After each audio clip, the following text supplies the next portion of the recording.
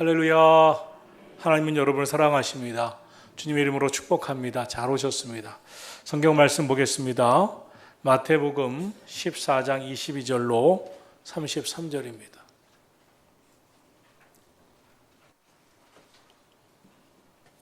마태복음 14장 22절로 33절입니다. 한 절씩 교독합니다. 예수께서 즉시 제자들을 재촉하사 자기가 무리를 보내는 동안에 배를 타고 앞서 건너편으로 가게 하시고 무리를 보내신 후에 기도하러 따로 산에 올라가시니라. 저물매 거기 혼자 계시더니 배가 이미 육지에서 수울이나 떠나서 바람이 거스름으로 물결로 말미암아 고난을 당하더라.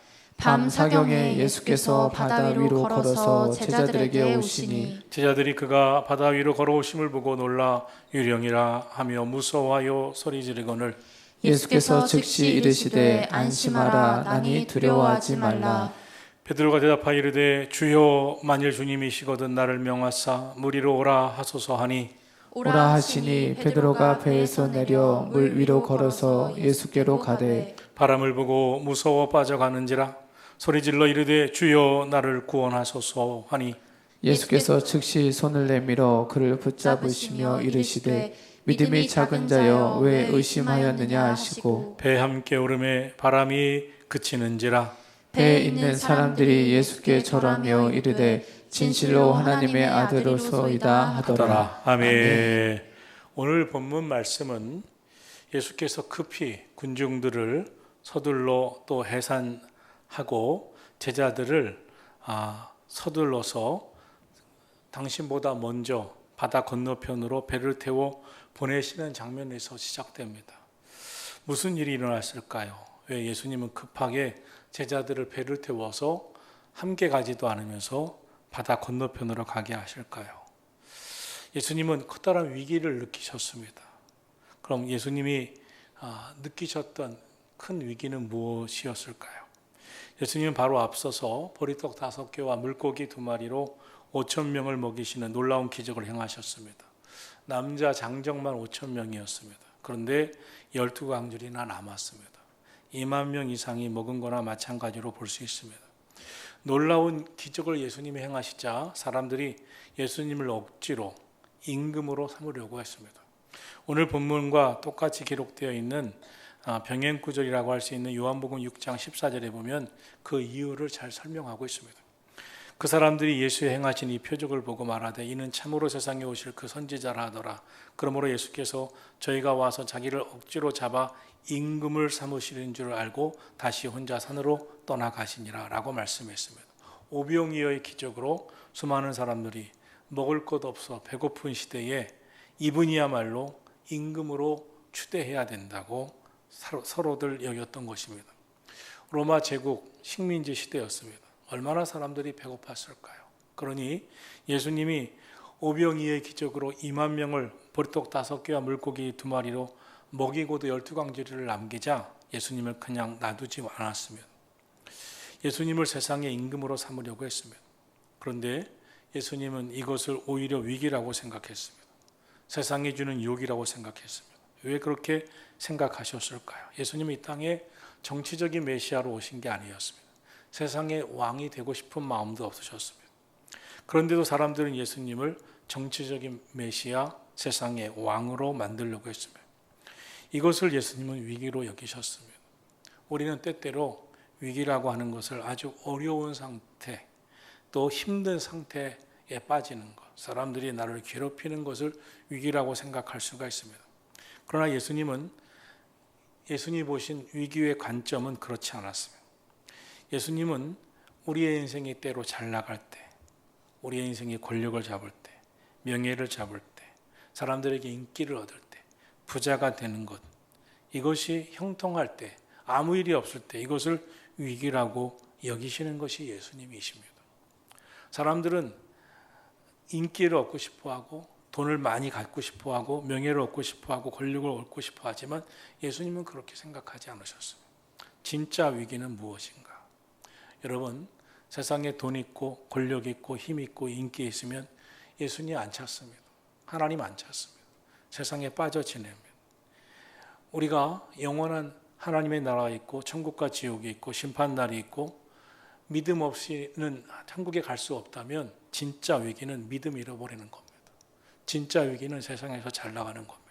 진짜 위기는 세상에서 돈 많고 권력 얻고 인기 얻는 것입니다. 예수님은 사람들이 예수님을 막 추대하려고 합니다. 왕으로 추대하려고 합니다. 이건 아니지 하고 제자들도 그 예수님을 왕으로 추대하는 것에 마음을 뺏길까 봐 먼저 건너편 갈릴리 바다 저 건너편으로 가라고 배를 타고 태워 보내시고 예수님은 산으로 혼자 올라가 간절히 기도하셨습니다. 23절 같이 말씀 보겠습니다. 무리를 보내신 후에 기도하러 따로 산에 올라가시니라. 저물매 거기 혼자 계시더니 조용히 산으로 올라가서 예수님은 간절히 기도하십니다. 사명을 향한 마음이 흔들리지 않으시려고. 사람들의 인기, 사람들이 추대하는 것, 사람들이 예수님을 막 왕으로 추대하고 막 따라오는 것 때문에 마음이 흔들리거나 예수님이 이 땅에 오신 사명에 대해 마음을 빼앗기지 않으시려고, 세상의 마음을 빼앗기지 않으시려고 이것을 위기로 여기시고 혼자 기도하러 가셨다는 것이며, 그리고 제자들은 배를 태워 갈릴리 바다 저 건너편으로 가셨습니다. 사랑하신 성도 여러분, 우리 인생에서 세상에서 편하고 잘 나가고 세상에서 우리가 성공하는 것은 우리가 다 바라는 것입니다. 우리도 그렇게 생각합니다. 기왕이면 돈이 좀 있고 자녀들이 잘 되고 세상에서 성공하는 것, 사람들이 인기를 얻고 사람들이 싫어하는 사람들이 없는 것, 그것을 우리는 정말 원하고 소원합니다. 그러나 예수님은 그것을 오히려 위기라고 생각을 하고 있음을 보여야 합니다. 오히려 내 인생이 힘들 때, 내가 고난받을 때 하나님 더 찾고 기도하게 되고 믿음으로 사는 것이 우리 주님이 보실 때 영원한 천국을 바라보는 신앙으로 볼 때는 그것이 어떻게 보면 영적으로 위기라고 생각할 수 있다는 것을, 그렇게 주님이 여기셨다는 것을 기억하고, 여러분 고난을 고난만으로 보지 마시고 그때 더욱 주님을 찾으시고 기도하시고 믿음으로 사시기를 주의 이름으로 축원합니다. 여러분의 인생에 잘 나갈 때, 좋을 때, 편안할 때, 돈 좀 생길 때 이것이 좋은 것이라고만 생각하지 말고 예수님처럼 더더욱 기도에 힘쓰시고 주의 말씀대로 살려고 힘쓰시기를 주의 이름으로 축원합니다. 그런데 이때 배를 타고 갈릴리 바다를 건너가던 제자들에게 진짜 위기가 또 닥쳤습니다. 풍랑을 만난 겁니다. 성경을 보면 제자들이 탄 배가 육지에서 수리나 떨어졌다고 그랬습니다. 수리. 그 수가 한 4, 5km로 본다면 이 육지에서 제자들이 떠난 그 길에 적어도 2km, 3km, 4km, 5km로 떨어졌을 것입니다. 이 풍랑에 배가 뒤집혀지기라도 했다면 살아남을 가능성이 없습니다. 그런데 시간은 한밤중입니다. 밤사경입니다. 새벽 4시 이후의 시간, 4시부터 6시의 시간을 밤사경이라고 말합니다. 제자들이 밤새 풍랑에 그 배를 건너편으로 가지도 못하고 이 저녁 초에 초저녁에 떠났으면 벌써 도착해야 되는데 밤새 풍랑과 그 바다 위에서 싸웠다는 겁니다. 시간적으로 너무 긴 시간이었습니다. 너무 고생했을 겁니다. 거리적으로도 육지와 가까운 거리가 아닙니다. 모든 것이 위기이고 절망적인 시간입니다. 그런데 예수님은 다 하셨어요. 기도하시면서도. 여기서 우리는 중요한 진리를 하나 발견하게 됩니다. 제자들이 왜 배를 타고 건너편으로 갔어요? 주님이 시키셔서, 말씀에 순종해서, 예수님이 재촉하셔서 갔습니다. 그런데 풍랑이 일었습니다. 심한 고생이 왔습니다. 죽을 위기까지 찾아왔습니다. 그런데 예수님은 지켜보셨고 알고 계셨습니다. 사랑하시는 성도 여러분, 말씀에 순종하며 사는 길에도 고통이, 고난이 있을 수 있습니다. 그러나 그 시간은 주님이 주목하고 계시는 시간, 지켜보고 계시는 시간, 알고 계시는 시간, 우리 인생에 찾아와 역사해 주시려고 기다리시는 시간임을 기억하고, 여러분의 인생이 너무 힘들 때 낙심만 하지 마시고 오히려 주님을 바라보고 기도하고 주님이 내게 오셔서 역사하시는 때를 믿고 믿음을 잃지 마시기를 예수님의 이름으로 축원합니다. 주님이 지켜보시다가 시간이 되자 제자들에게 다가오십니다. 주님은 오늘 저와 여러분이 당하는 고난, 고통의 이 현장을 알고 계세요. 그리고 가장 적절한 시간에 찾아오십니다. 지쳐 제자들이 주님이 아니면 이 고통을 이겨낼 수 없다. 주님이 도와주셨으면 참 좋겠다는 그 시간, 아니 제자들이 느꼈던 시간보다도 더 깊은 고통의 시간에 주님이 찾아오시며 인생이 너무 힘들어서 살아갈 용기마저 잃어버릴 때, 사람들도 다 외면할 때, 부모조차 도울 힘이 없을 때 고난 가운데 있는 저와 여러분을 지켜보고 계시는 분은 오직 주님 한 분임을 기억하고 믿음 가지고 주님께 간구하는 복된 시간 되기를 예수님 이름으로 축원합니다. 25절 말씀 보겠습니다. 밤 사경에 예수께서 바다 위로 걸어오시니 제자들에게 오시니 그랬습니다. 제자들이 너무나 힘들어하는 절망적인 시간입니다. 그때 예수님이 바다 위 물 위를 걸어 제자들에게 다가오셨습니다. 왜 오셨을까요? 오셔서 뭐라고 말씀하십니까? 두려워하지 말라. 나다. 그리고 결국 어떻게 하십니까? 32절 보십시다. 시작. 배에 함께 오름에 바람이 그치는지라. 배에 있는 사람들이 예수께 절하며 이르되 진실로 하나님의 아들이시로이다 하더라. 아멘. 주님은 우리가 고난받고 저와 여러분이 어려움에 처할 때 반드시 홀로 두지 않았어요. 끝까지 저버리지 않았어요. 우리가 인생의 풍랑을 만나고 있을 때 우리를 구원하러 오십니다. 예수님은 내 인생의 풍랑을 잔잔케 주실 수 있는 분이십니다. 주님이 나를 건져주실 수 있는 분이십니다. 주님이 나의 도움이 되실 수 있는 분이십니다. 주님을 믿고 주님께 구하는 시간 되기를 예수님의 이름으로 축원합니다. 그런데 이 시간 안에 아주 특별한 일이 일어납니다. 베드로 이야기입니다.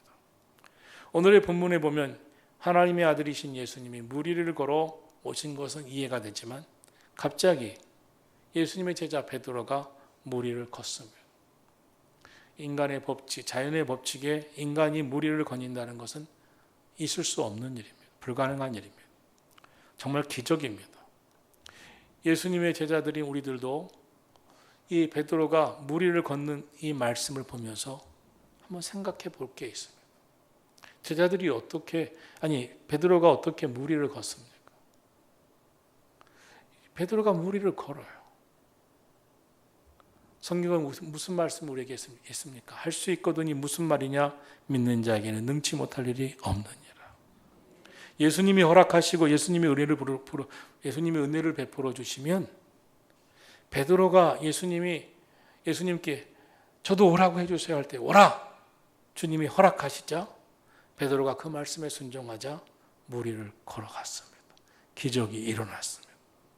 오늘 저와 여러분도 믿음 가지고 주님께서 내 삶에 찾아오셔서 기적이 아니고서는 해결할 수 없고 기적이 아니고는 내 인생의 이 일은 그 어떤 것으로도 해결할 수 없는 일이 있다 하더라도 내 삶에 주님이 허락하시고 은혜를 부어주시면 우리에게도 기적이 일어나고 승리의 삶이 이루어질 것을 믿고 오늘 저와 여러분이 기적의 주인공이 꼭 되기를 예수 그리스도 이름으로 축원합니다. 그럼 어떻게 기적의 주인공이 됐나요? 첫째로 베드로는 간절히 구했습니다. 베드로는 예수님이 물 위를 걸어 자기들에게 오심을 보고서 어떻게 합니까? 28절 같이 읽겠습니다. 베드로가 대답하여 이르되 주여 만일 주님이시거든 나를 명하사 물 위로 오라 하소서 하니.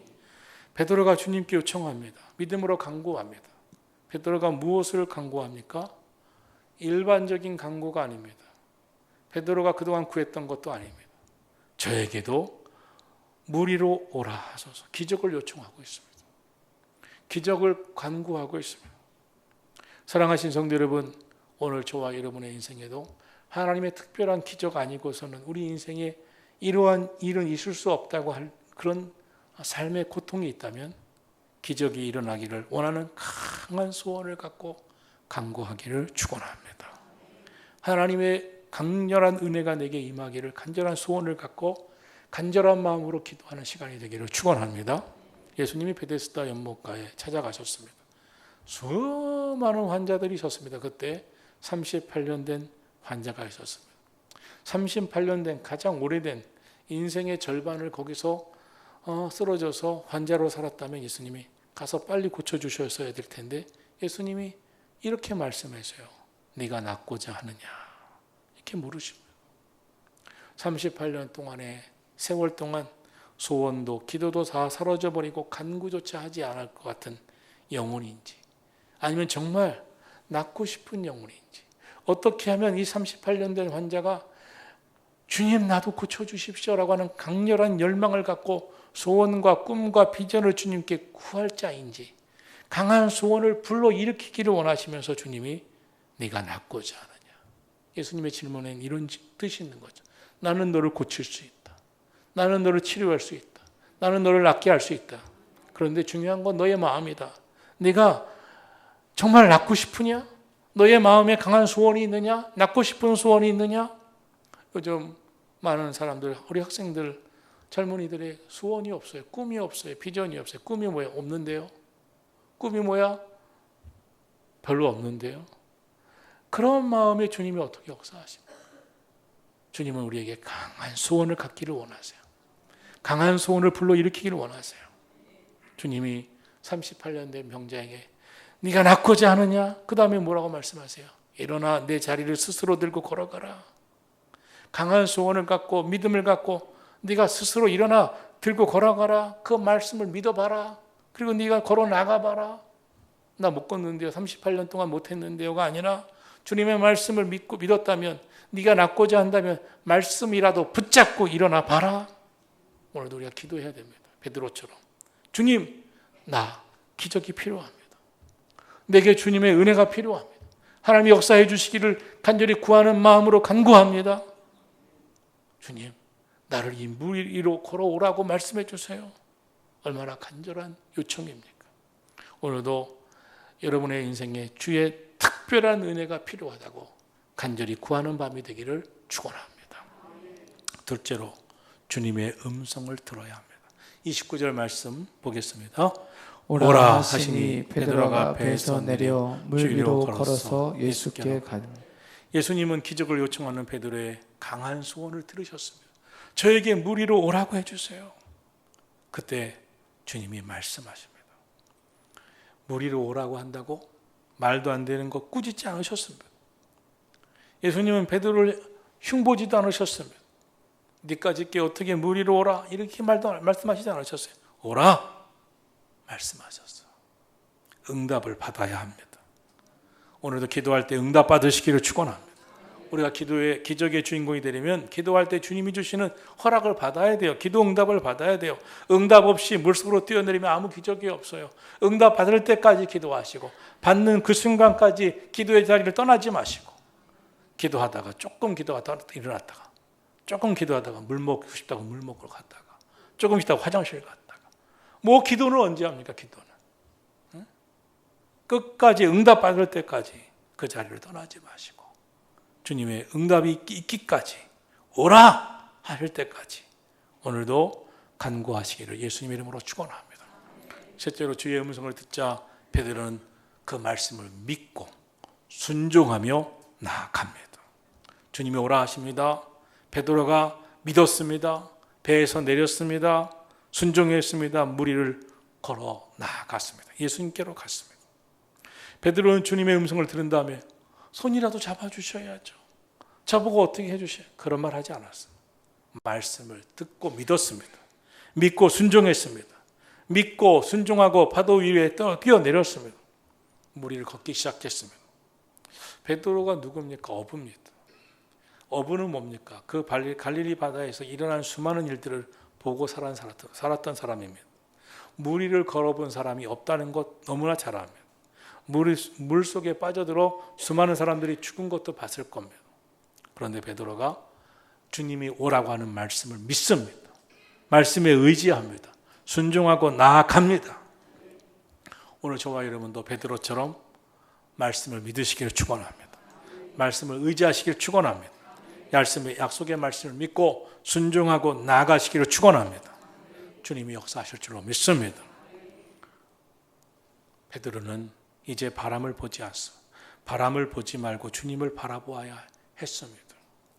우리 30절 말씀 보겠습니다. 시작. 바람을 보고 무서워 빠져가는지라 소리질러 이르되 주여 나를 구원하소서 하니. 넷째로 우리가 봐야 될 것은 베드로가 물속에 빠져들어갔다는 거예요. 물 위를 잘 걷다가 빠져들어갔다는 거예요. 왜 갑자기 물속으로 빠져들어갔습니까? 물 위를 잘 걷다가 바람을 보았기 때문이라고 말씀합니다. 바람을 보고 무서워했다는 거예요. 풍랑을 보고 물에 빠져들어갔다는 거예요. 바람을 보고 그 순간 두려움의 포로가 됩니다. 그 순간 그 몸은 물속으로 빠져 들어갑니다. 베드로가 어떻게 물 위를 걸었습니까? 기적을 체험했습니까? 믿음으로 체험했습니다. 믿음으로 말씀에 순종할 때 체험했습니다. 그런데 주님을 바라보고 믿음으로 잘 가다가 바람을 봅니다. 풍랑을 바라봅니다. 순간 이성적인 생각이 마음에 듭니다. 믿음에서 다시 그 믿음을 잃어버린 불신앙으로, 그리고 세상의 생각으로, 이성으로 바뀝니다. 이런 경우가 우리에게 얼마나 많은지 모릅니다.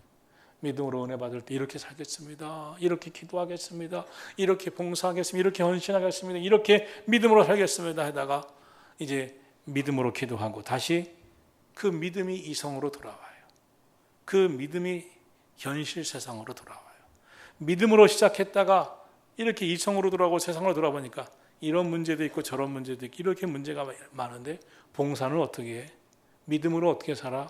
믿음으로 어떻게 헌신해? 할 수 없네. 할 수 없네. 그때 잠깐 생각한 거지 하고 맙니다.